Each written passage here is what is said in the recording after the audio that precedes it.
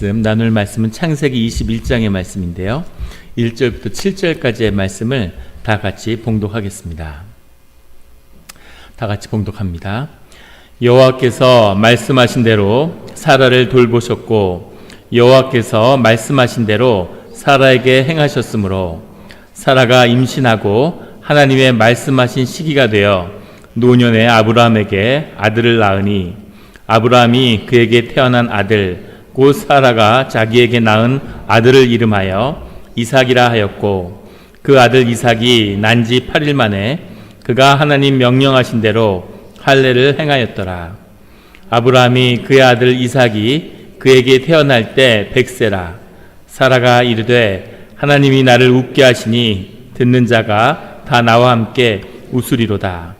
또 이르되 사라가 자식들을 젖먹이겠다고 누가 아브라함에게 말하였으요마는 아브라함의 노경에 내가 아들을 낳았도다 하니라. 아멘. 다 같이 묵상 기도를 드리겠습니다.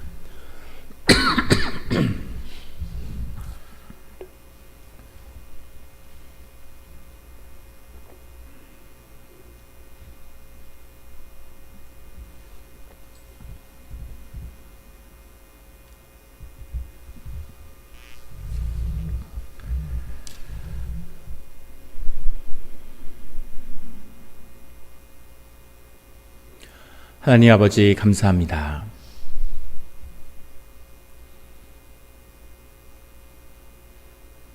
주의 말씀을 듣고자 저희가 수요 집회 가운데 모였습니다. 우리 마음의 기도와 우리 마음의 묵상이 주님께 연락되기를 원합니다.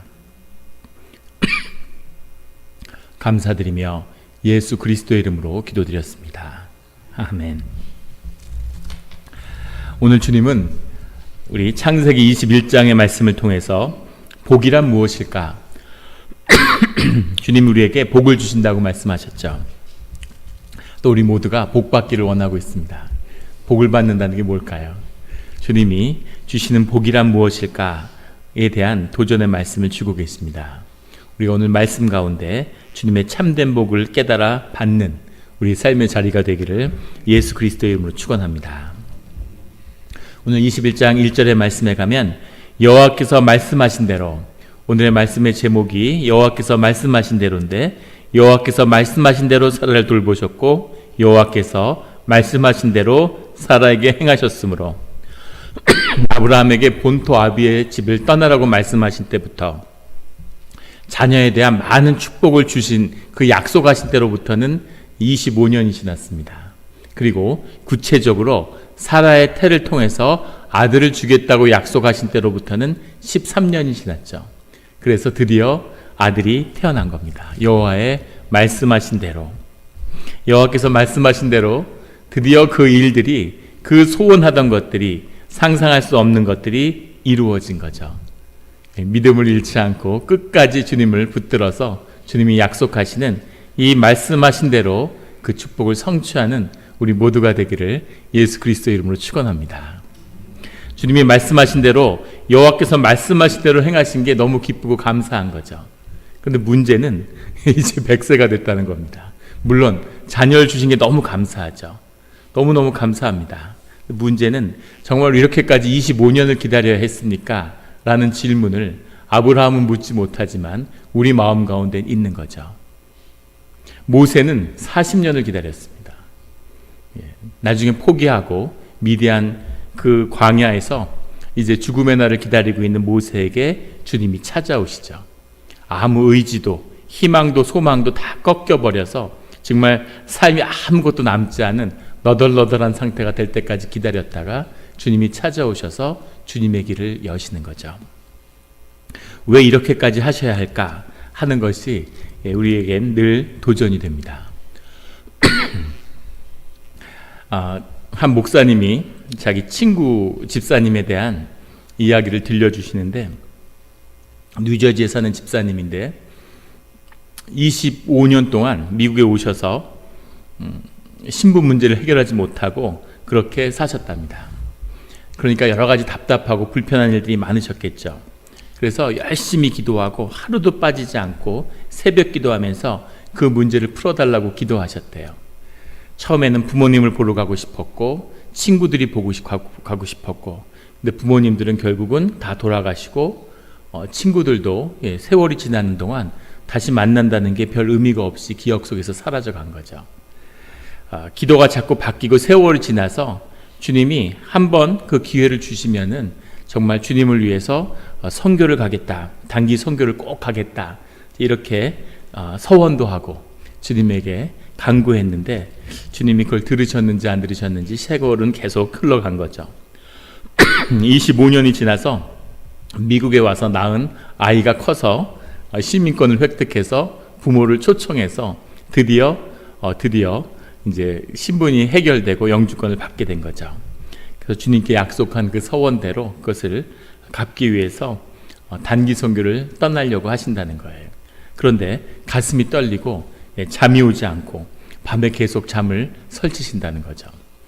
너무 가슴이 뛰고 흥분되고, 하나님이 인도하신 뜻이 무엇이었을까? 왜 25년을 기다려서 이렇게 단기 선교를 가는, 이렇게까지 힘들게 단기 선교를 가야 되는 걸까 하는 거죠. 왜 그렇게 힘들까요?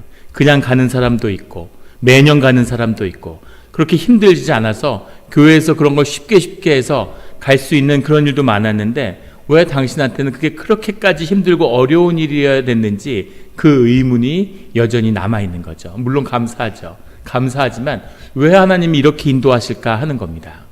모세를 또 아브라함을 이렇게 인도하셔야만 하는 뜻이 무엇이었을까 하는 거죠. 귀한 아들을 주셨습니다. 이삭을 줬죠. 이삭이 얼마나 귀한 아들인지는 뭐 말할 필요가 없겠죠. 아브라함이 100세에 나서 귀한 게 아니라 주님의 첫 세례받은, 주님의 육신의 세례를 받은 첫 자녀가 이 땅에 태어난 거예요. 주님 안에서 구별되었고 주님이 인도하시는 주의 백성의 역사, 구속된 역사가 시작되는 것이 이 이삭에서부터죠. 그래서 이 이삭의 삶은 아주 소중한 삶입니다. 이 이삭은 아주 귀하죠. 아브라함이 이삭을 주님께 드림으로, 그러므로 주님이 주님의 아들을 이 땅에 주시는, 또 이 땅에서 십자가로 바쳐지는 그 역사를 우리에게 예표로 보여주셨죠. 이삭은 귀한 아들입니다. 그런데 이삭이 귀한 아들이라고 하지만 그 이삭의 삶이 뭐가 특별하냐는 거죠. 이삭이 남달리 훌륭한 사람인가? 남다른 성취를 얻었는가? 예수 그리스도의 예표라고는 하지만 이삭의 삶 가운데 하나님의 영광이 도대체 무엇일까? 그런 도전이 여전히 우리에게 남아있는 겁니다. 왜 하나님은 이렇게 큰 어려움 속에서 자녀를 허락하신 것일까 하는 거죠.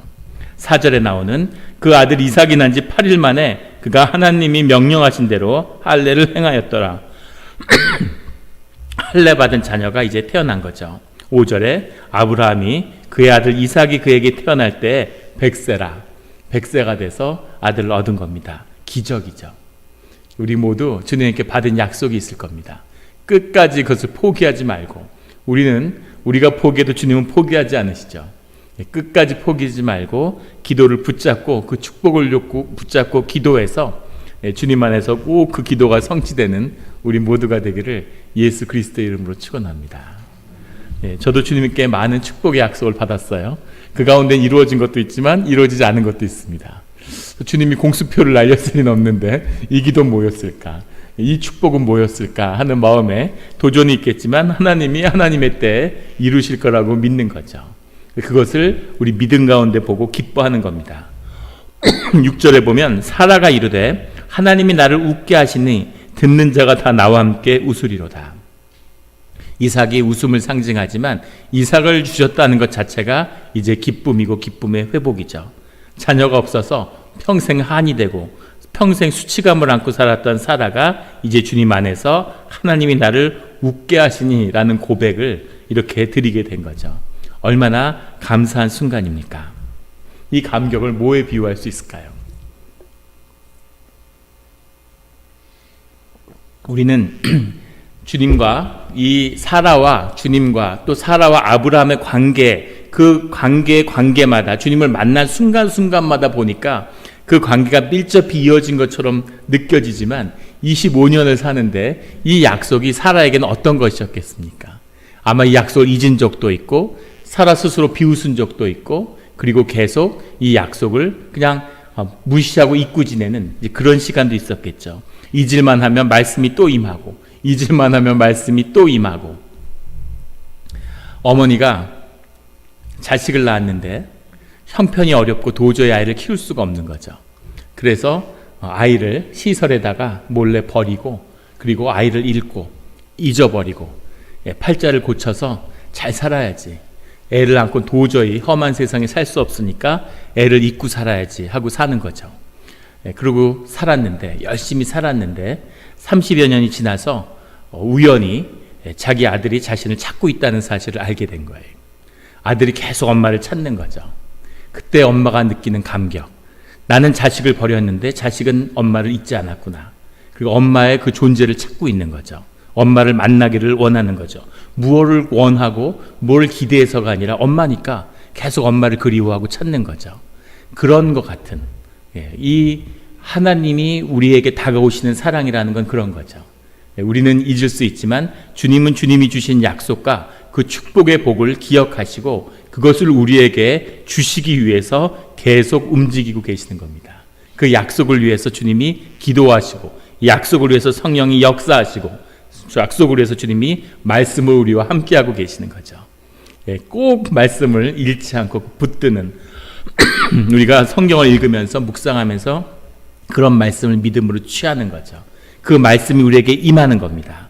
그 말씀을 붙들어서 주님이 주신 그 말씀을 위해서 붙잡고 기도하는 거죠. 그것은 25년이 될 수도 있고 40년이 될 수도 있고 세대를 넘어 70년이 될 수도 있고 800년이 될 수도 있습니다. 그리고 2000년이 될 수도 있겠죠. 하지만 그 기도와 그 말씀을 붙드는 믿음과 기도의 자리에 하나님의 때에 하나님께서 말씀하신 대로 꼭 그 역사를 우리에게 이루신다는 거죠. 아멘. 그 역사가 반드시 이루어지기를 예수 그리스도의 이름으로 축원합니다. 사라가 하나님으로 인해서 웃게 되니까 다 나와 함께 웃으리로다. 사라만 웃는 게 아니라 하나님의 약속이 성취된 것을 보고 우리 모두가 기뻐하고 감사하는 거죠. 우리가 간증을 들으면 용기를 얻고, 간증을 들을 때 우리가 회복되는, 영이 회복되는 역사를 경험하는 건 하나님이 살아계시고 하나님이 역사하고 계셨구나 하는 것을 느끼니까 우리의 생명이 확 살아나는 거죠. 주님이 그 약속을 저 사람에게 해준 것처럼 나에게도 그 약속을 들어주시겠구나, 살아계신 하나님이 우리와 함께 해주시겠구나 하는 것이 우리의 생명을 소생시키는 거죠. 그 일들이 일어나는 겁니다.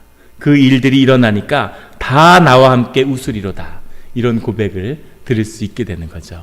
사라와 함께 오늘 우리가 왜 웃지 못하겠습니까? 사라의 기적이 왜 오늘 우리에게 일어나지 않겠습니까? 동일하신 하나님이 이 기적을 우리에게 이루시는 줄 믿습니다. 그 기적을 경험하는 우리 모두가 되기를 주의 이름으로 축원합니다. 주님이 귀한 아들을 주셨는데 그 다음에 21장에는 또 다른 스토리, 하갈과 이스마엘의 이야기가 나오죠. 아브라함이 하나님을 온전히 믿지 못함으로 낳았던 이 이스마엘의 문제가 있는데 21장 9절에 가면 8절에 아이가 젖을 떼고 이삭이 젖을 떼는 날, 한 3살 4살쯤 됐을 겁니다. 예전에 훨씬 더 젖을 오래 먹었기 때문에 6, 7살까지도 젖을 먹었다고 그러죠. 이삭이 젖을 떼는 날에 아브라함이 큰 잔치를 베풀었는데 9절에 사라가 본즉 아브라함의 아들 애굽 여인 하갈의 아들이 이삭을 놀리는지라. 메차헤크라고 하는 말인데 단순히 그냥 놀리는 게 아니라 사실은 성적 학대의 의미가 들어있습니다. 어떤 식으로 학대를 했는지는 잘 알 수 없지만은 뭔가 도저히 용납할 수 없는 학대가 있었던 거죠. 근데 이미 하갈은 이 이스마엘은 16, 17살쯤 됐을 거고 이스마엘은 서너 살쯤 됐을 텐데 이삭은, 근데 어떤 식으로 아이를 놀렸는지 모르겠지만 분명한 건 그 아이들이 같이 자랄 수 없다는 것은 분명해진 거죠. 그런데 거기에 대해서 10절에 아브라함에 이르되 이 여종과 그 아들을 내쫓으라.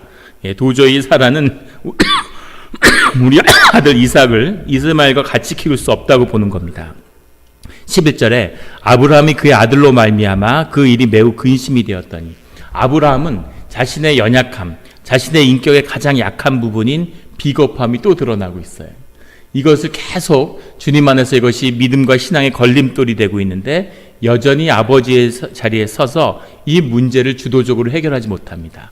늘 부인의 뒤에 숨었던 그 아브라함처럼 지금도 근심이 되고 이 문제를 풀지 못하고 있는 거죠. 그런데 12절에 하나님이 아브라함에게 이르시되 내 아이나 내 여종으로 말미암아 근심하지 말고, 같이 읽을까요? 하나님이 아브라함에게 이르시되 내 아이나 내 여종으로 말미암아 근심하지 말고 사라가 내게 이른 말을 다 들으라. 이삭에게서 나는 자라야 내 씨라 부를 것임이니라. 하나님이 이 문제를 정리해 주시는 거죠. 아브라함이 하지 못하는데 하나님의 말씀이 임해서 말씀이 그 답이 되고 있다는 겁니다. 그래서 아브라함은 그 말씀에 순종하는 것으로 이 문제를 해결하는 거죠. 14절에 가면 떡과 물 한 가죽 부대를 가져다가 하갈의 어깨에 메어주고 이미 큰 재산을 이루고 굉장한 부족의 수령이 돼 있어요. 그래서 상당한 재산을 이스마엘에게 줄 수 있었을 겁니다.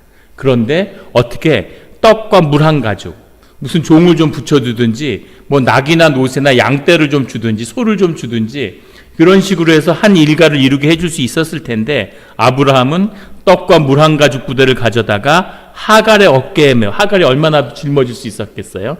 그렇게 해서 그 아이를 데리고 브엘세바 광양에서 방황하게 만드는 거죠.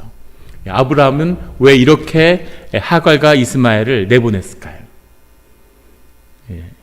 사라 눈치가 보이는 거죠. 사라가 무서워서 재산을 내준다는 것, 낙이 한 마리도 내줄 엄두가 못 내는 거죠. 그런데 아브라함에게는 이스마엘이 어떻게 보였을까? 아브라함에게는 이삭도 귀한 아들이지만 이스마엘도 귀한 아들이었을 겁니다.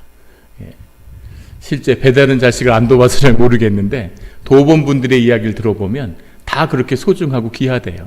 그러니까 이스마엘도 사실은 이삭만큼이나 귀하고 가슴 아픈 아들이기 때문에 근심하고 걱정이 됐겠죠. 그런데 이스마엘을 삶을 알 수 없는 그 광야에 내보낸다는 것도 쉬운 일이 아니었을 겁니다. 그런데 하나님의 말씀이 임했기 때문에 그 말씀대로 순종하는 거죠. 그 순종 때문에 그 13절에 나오는 여종의 아들도 내 씨니 내가 그로 한 민족을 이루게 하리라 라는 말씀을 주님이 이루어 주시죠. 이스마엘이 이 아랍 민족의 모든 선조로 받아들여지고 이 아랍의 거대한 민족, 수많은 12민족이 이 이스마엘의 후손으로 태어나게 되죠. 지금도 중동을 모두 지배하는 이슬람은 전부 이스마엘을 자신들의 시조로 받아들이잖아요.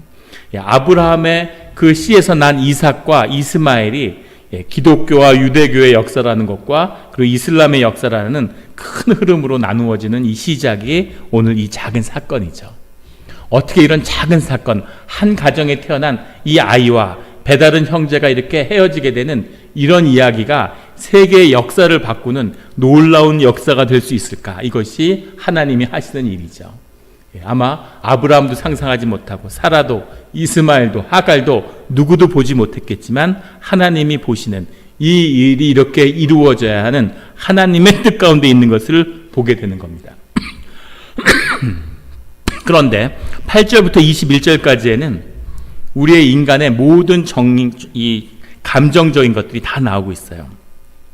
수치심, 두려움, 죄책감. 16절에 가면 아이가 죽는 것을 참아보지 못하겠다 하고 소리내어 우니 죄책감이죠. 슬픔이 있는 거죠. 슬픔. 마지막엔 기쁨. 수치심, 두려움, 죄책감, 슬픔, 기쁨. 이런 것들이 우리의 기본적인 감정과 정서의 문제입니다. 여전히 주님에게 순종하고 주님의 길을 가지만 우리 가운데 인격의 구성이라고 하는 것, 인격의 감정이라고 하는 건 주 안에서 여전히 함께하고 있는 거죠.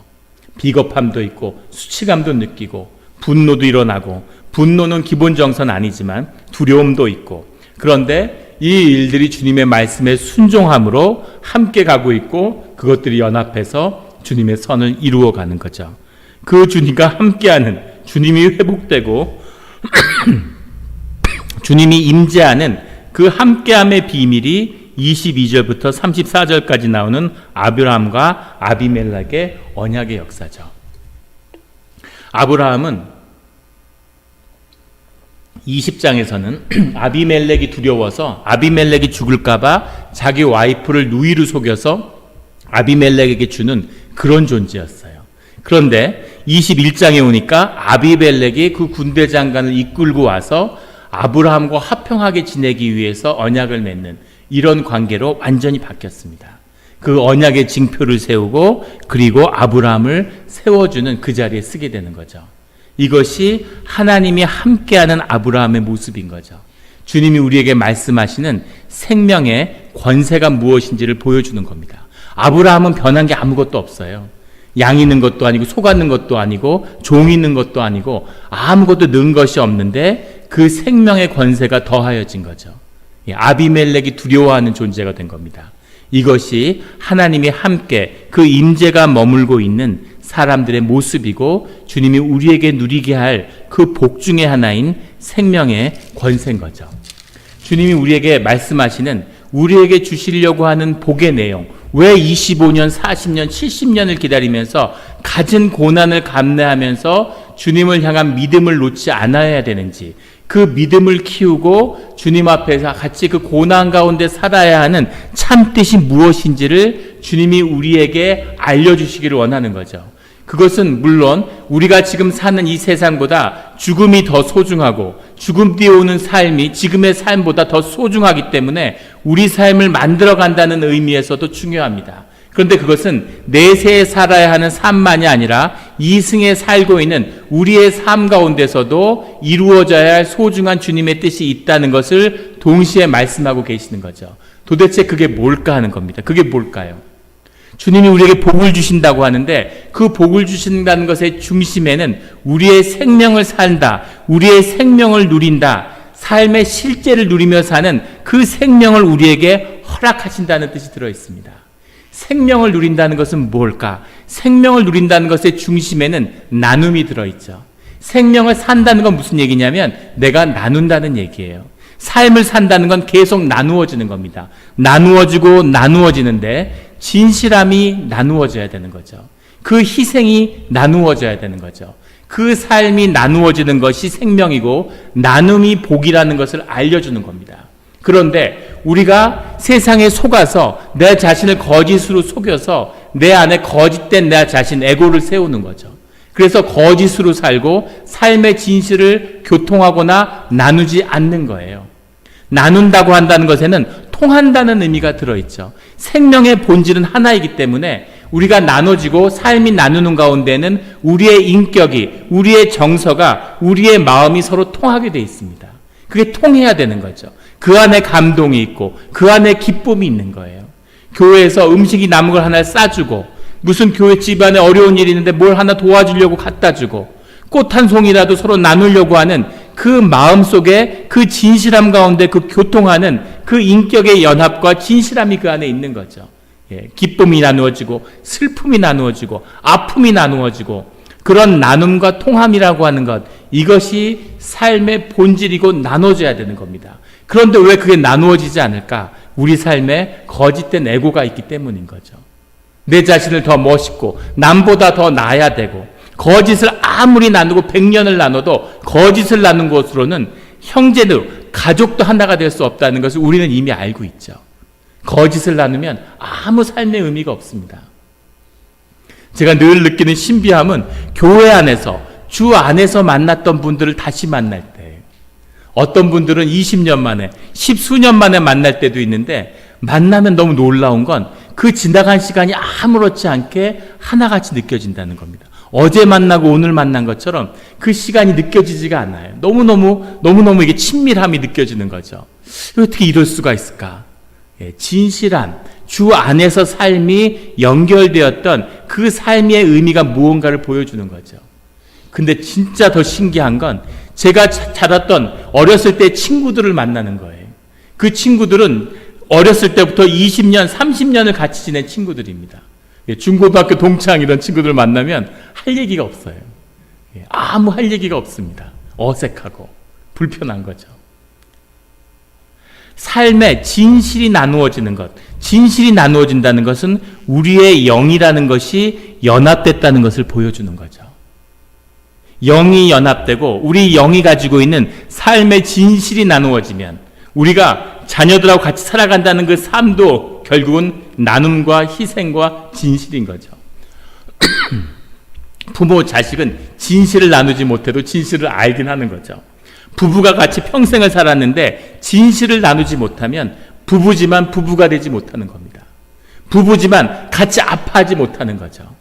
부부지만 거짓으로 살면 말만 부부지 삶의 동맹군이지 결코 진짜 부부가 될 수 없는 거죠. 이것이 생명의 비밀이라는 겁니다.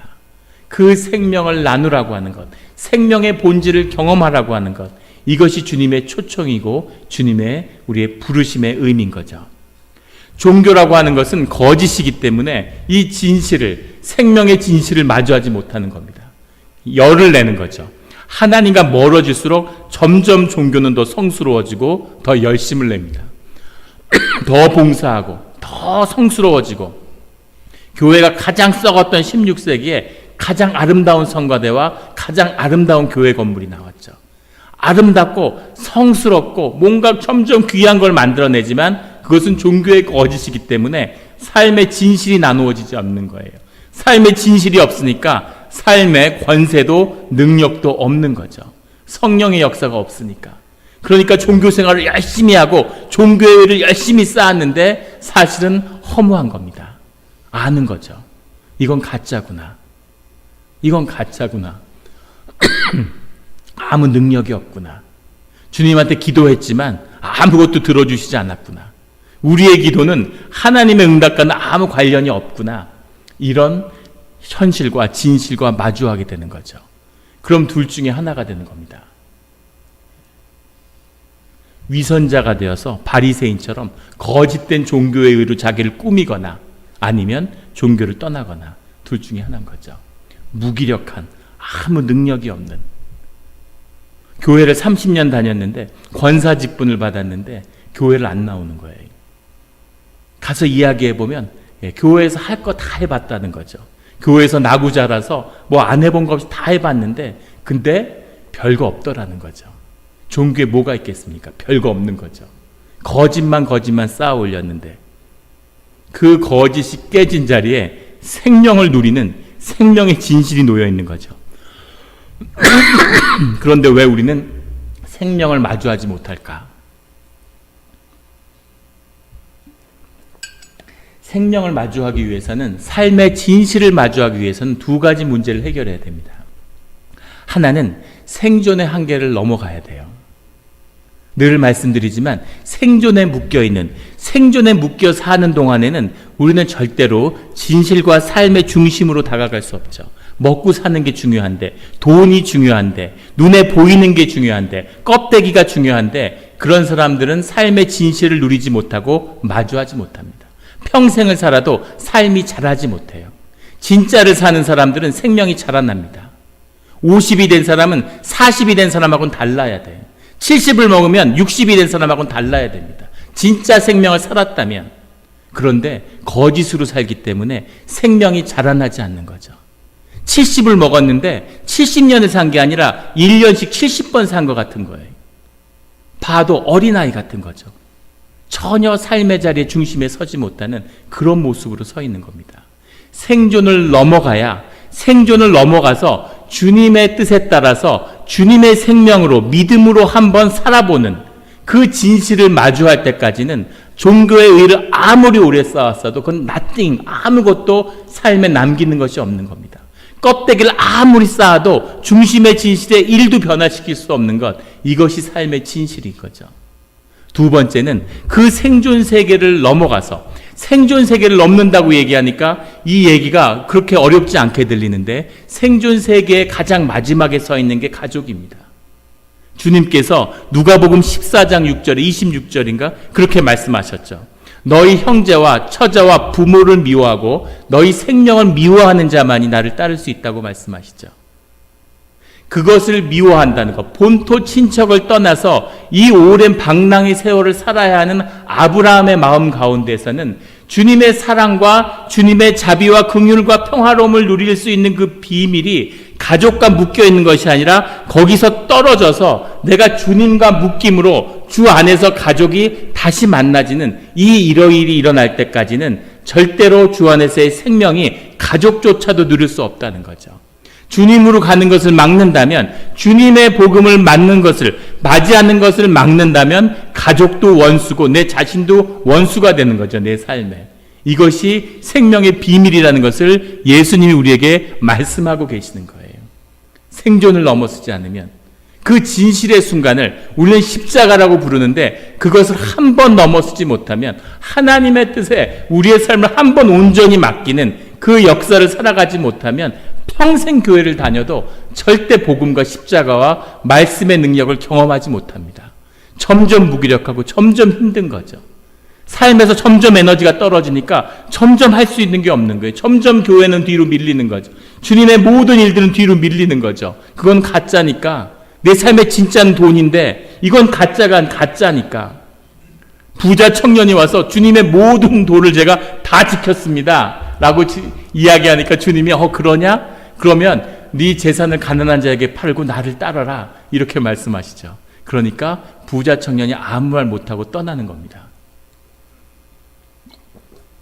가장 분명하고 가장 짧고 가장 빨리 그 부자 청년의 실체가, 진실이 무엇인지를 주님이 보여주셨죠.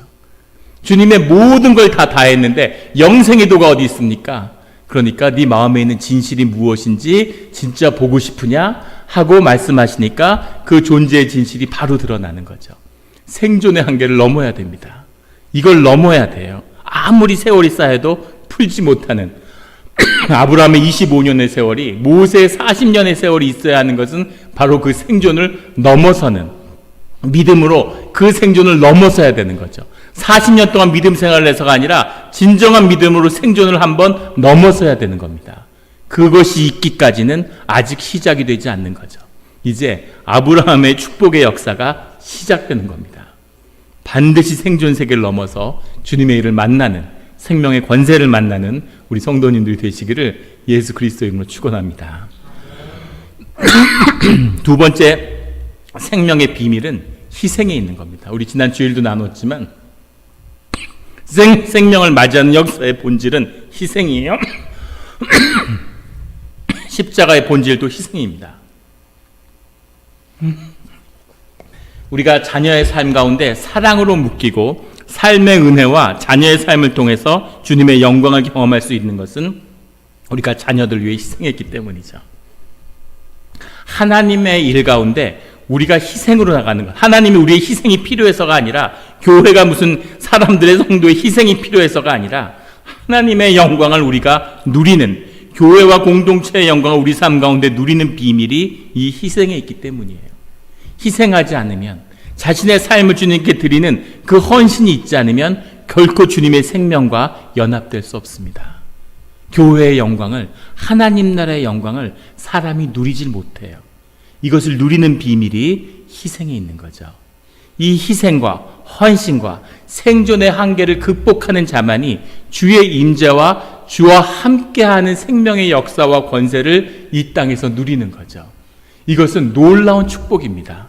사도 요한이 이 하나님의 역사와 함께 했을 때 예수님께서 인간의 배에서 태어난, 여자의 배에서 태어난 자 중에 사도 요한보다, 세례 요한보다 큰 자가 없다고 얘기했죠. 어떻게? 그러면은 이 다윗은 어떻게 하며, 무슨 이 성경에 나오는 이 영웅들, 이사야는 어떻게 하며, 사무엘은 어떻게 하며, 이 수많은 믿음의 영웅들이 있었는데, 그런데 그런 자들보다 더 큰 자라고 얘기하시는 거죠. 그런데 눈으로 보이는, 현상으로 보이는 껍데기의 모습은 무엇입니까? 그냥 가난한 집에 태어나서 고생하다가 메뚜기 먹고 강야에서 고생하다가 억울하게 죽은 거예요. 예수님은 어떻습니까? 태어날 때부터 세상에 온갖 수치를 걸머지고 손가락질 받고 가난하게 찌질이 고생하고 어렵게 살다가 하나님의 뜻을, 말씀을 선포하고 3년 있다가 또 억울하게 죽은 거죠. 그런데 그 가운데 주님의 온전한 붙들림이 있으니까 그 생명의 권세가 어떻게 역사하는지, 어떤 하나님의 역사가 이 땅에 임하는지 그것을 주님이 우리에게 보여주시는 거죠. 이것이 십자가의 능력이고 십자가의 역사입니다. 이삭의 삶이, 아브라함의 삶이 뭔가 대단한 것이 아니라 그들이 주 안에 붙들림을 받고 주를 믿음으로 주한테 붙들려서 주 안에서 진실로 생명을 살 때 그들이 누리는 복의 크기라는 것은 상상할 수 없는 주님의 축복이 그들과 함께하고 있는 거죠. 아브라함의 자손이라면 모두 다 놀라운 축복을 받고 있는 것처럼 이 생명과 믿음의 모든 역사가 아브라함에서 시작된 것처럼 아브라함의 25년의 그 고난과 하나님 안에서의 말씀의 성취라는 것은 오늘 우리에게까지, 이 자리에게까지 믿음과 축복으로 흘러오고 있는 거죠. 이 일들을 이루어가는 것이 하나님의 복이고 하나님의 축복이라는 겁니다. 현상에 갇혀서 껍데기를 보는 사람들은 이게 왜 복인지를 모르는 거죠. 80년 사는데 25년을 40년을 광야에서 살아야 한다면 도대체 복이란 게 뭘까? 살아서 누리는 복이 전부라고 생각하는 사람들은 영생의 의미를, 주님의 나라의 뜻을 보지 못하는 자들은 도대체 성경이 얘기하는 이 모든 복이 뭐가 복인가 하는 회의를 갖게 되는 거죠. 생명을 보는 자들이, 진실함을 보는 자들이, 예수 그리스도와 함께하는 자만이 이렇게 한 번 살고 짧게 그렇고 그런 시시껍절한 삶을 사는 것 같지만 이 삶 가운데 주님이 함께 하심으로 그 삶을 존귀하고 복되게 하며 생명의 권세를 더하고 그 축복을 찾아 손손이 흘러보내시는 하나님의 놀라운 구속의 역사를 보게 되는 거죠. 그것을 보며 그것을 붙들며 그 축복을 이 땅에서 받는, 그 축복을 붙드는 우리 영락교회와 영락교회 성도님들이 되시기를 예수 그리스도의 이름으로 축원합니다. 같이 기도드리겠습니다.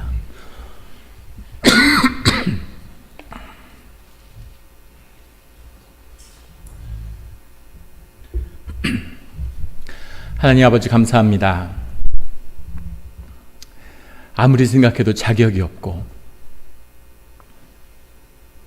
우리 가운데 수치심과 수치스러움과 부끄러움밖에 없는, 뭐 하나 자랑할 것이 없는 우리 모습이지만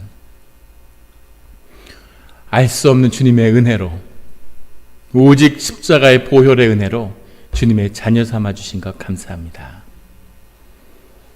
주의 자녀로 살아간다는 것이 결코 쉽지 않았습니다. 주님, 자녀로 살고 싶었는데 생존의 두려움이 너무 크고 믿음으로 한번 살아보고 싶지만 죽음의 권세가 아직 깨지지 않았습니다. 주님,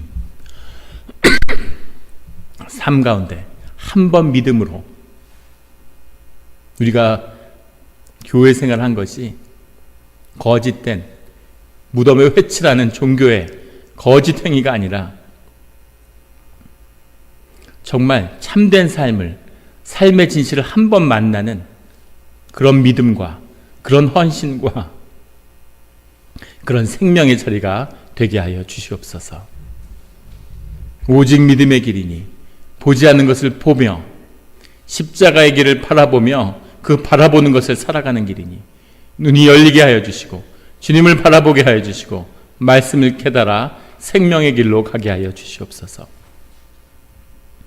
생존의 한계를 넘어서 정말 생명을 살며 생명의 권세가 나타나서 삶이 정말 존귀하여지는 주님의 보이지 않는 축복이, 그 영의 축복이 자손들에게 이어지는 그런 일들을 보고 기뻐하는 우리 삶의 자리가 되게 하여 주시옵소서.